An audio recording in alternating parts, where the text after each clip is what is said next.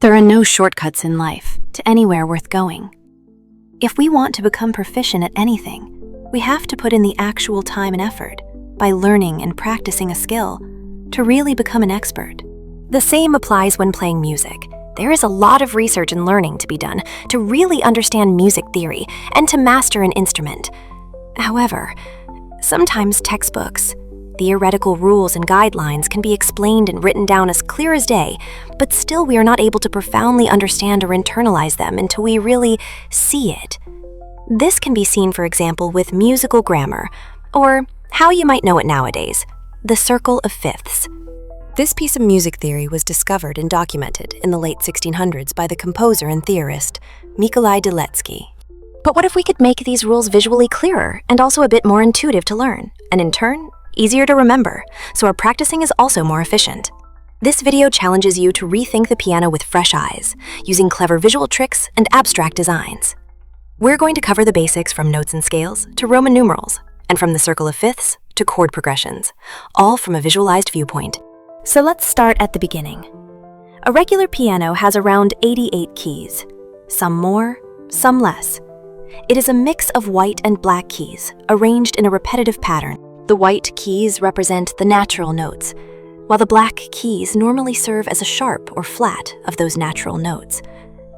In music theory, actually all keys have multiple notations to them, depending on the scale you are in, but let's ignore that for now. Together, these 12 keys form our sonic alphabet and serve as the framework for your sound. This octave is then placed multiple times next to each other, with higher and lower pitches to form your keyboard. Now that we know about the instrument and the notes we can play, we can look at the different building blocks of music. So let's start with scales. Think of a scale as a predefined sound palette. Just as with painting, we like certain combinations of colors, and some don't really mix. But now, instead of colors, we use sounds. Scales are defined by the amount of tonics, or the amount of keys we use in an octave. You can go as simple as a ditonic scale, or go as difficult as a chromatic scale.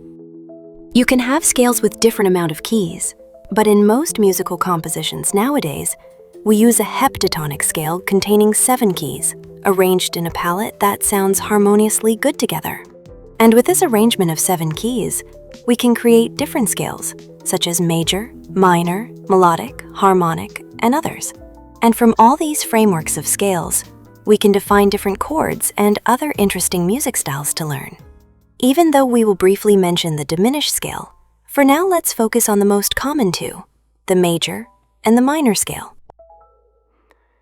To memorize these scales, we usually describe them with a sequence of tones and semitones, or we use whole steps and half steps. So for the major and minor scale, these two sequences look like this. But then, to memorize this, it doesn't really sound that, well, memorable. So here's a different approach on how to pronounce the sequence. Think of how many keys they step every time, and just say that number. So whole steps are sounded out as a 2, and half steps as a 1. So this gives us for the major scale, 2, 2, 1, 2, 2, 2, 1. For minor scales, this pattern is a bit different, namely 2, 1, 2, 2, 1, 2, 2. Hopefully, with the catchy rhythm added to the numbers, it sticks to your memory a bit better. However, could we also visualize it in a way? So, let's look at the C major scale, for example. If we apply this sequence and show the scale on the piano, it will, in this case, only show all the white keys. That is quite easy to remember. However, if we want to find the scale for, let's say, D sharp, and again use the same approach, then we start having a more difficult order of alternating black and white keys. So here, it becomes a bit more difficult to remember the exact positioning, especially if you are playing in real time and need to add chords. So let's experiment. Let's see the scale as an infinite roll of keys. We see the matching keys in the scale reflected on the piano. This gives a great indication which notes you can hit when staying in the same scale, but this just also looks very busy, and still not fully memorable, considering we still have 11 major and 12 minor scales more to go. So what if we just put it as labels at the top of the keys? This would be perfectly in line with the tones and semitones sequence from before. If we apply this, we already see some beauty emerging. First of all, we see that if we hide the bottom part of the piano, an octave is nothing but 12 equally spaced vertical buttons, perfectly aligned to show us our notes we need to play to stay harmoniously. So theoretically, if we would play only on this upper part of the piano, we would never have to change the position of our fingers and only move our hands around because it would always exactly hit a similar chord with the same fingers. Interesting, but I'm getting ahead of myself. Getting back to the topic. So it might already look a bit more visually understandable. However, it still seems quite difficult to determine or remember which keys go in which chords. And keep in mind, we said we also need to be able to see this pattern for all 12 different keys. So if we extend the pattern here, we would get a beautiful mosaic. Yet, this is still not fully intuitive. So, let's take another level of abstraction. We still look at the sequence as a whole, but this time we look at a cross-section of the keys. The labels we can keep, and the labels representing the black keys will be heightened a bit. And if we connect lines between the labels, the pattern becomes even more apparent. Moreover, let's break the shape into two pieces between E and F. So hopefully, when you see this shape, you will still see the structure of an octave. And with this, we can actually make a set of two lines for each note. These two lines together represent the scale of the corresponding root key. So let's try this for all scales. And when we build the scales, we will see something interesting happening. We can see different types of patterns emerging on the scales, each with some sort of a mirrored version of each other. Now, these lines seem a lot more clear and intuitive on which notes are in a scale, rather than using music notation, or letters with sharps and flats, or using the standard visual representation of a top-down view of a piano. You will see the line flowing through the whole piano, rather than every time from a specific key. We can find differences and similarities between scales, and also be able to define your own rules and guidelines based on this visual representation. But let's see if we can find more beauty in these patterns. Now that we know all the keys or notes within a scale, we can label them, which is done with Roman numerals.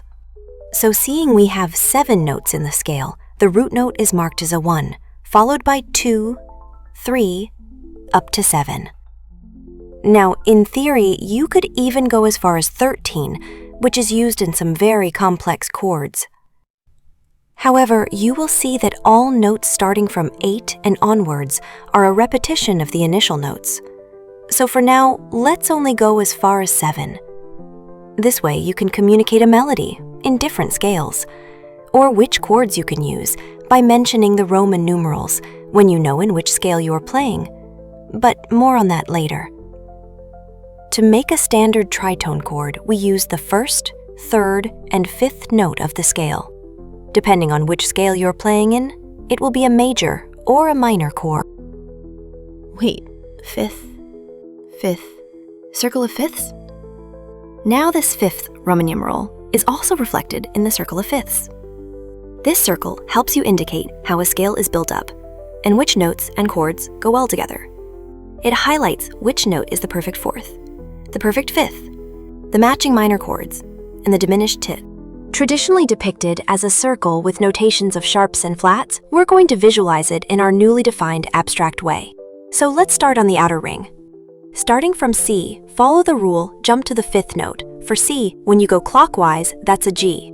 With each jump, notice that we're adding a black key as needed. Continue around the circle and watch as a beautifully smooth pattern forms a wave of scales connected by common tones. But wait, the middle ring of this circle represents the minor chords of each scale. So what it means is that within a specific scale, the chords suggested on specific keys in the middle ring should be minor chords. If we look at the keys, we see the minor and major scale are actually exactly the same. And if we compare the two rings, we will see that the minor circle is just a 90-degree rotated version of the major circle. So maybe now we understand why the minor scale is really the counterpart of the corresponding major scale. And in the most centered ring, we briefly see the diminished scale showing one of its many values, as you will be able to find the diminished chord fitting for each major and minor scale. Now, of course, This circle is a helpful tool which gives great advice on which notes and chords blend well together in theory, but to show you why it works so well might be helpful. So, as we said, the outer ring shows major chords, the middle ring shows minor chords, and the most centered ring shows diminished chords.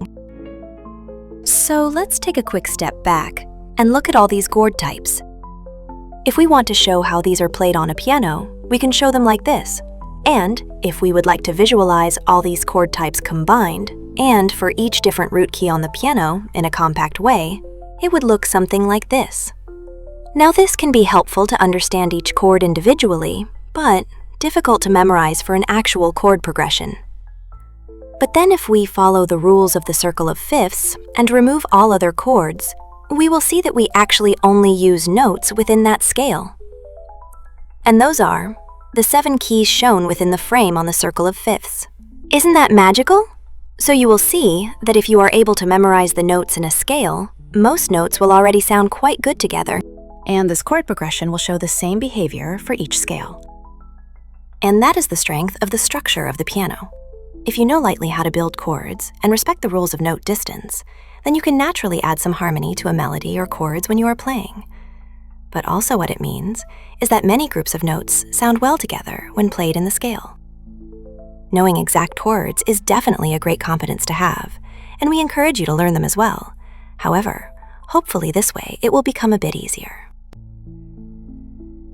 Now, to bind all this information together, we have designed a helpful poster and a reference strip which you can place on your own piano so the patterns jump out at you as you play. We hope this visual approach sparks your curiosity and empowers your practice. Now, let's go make music.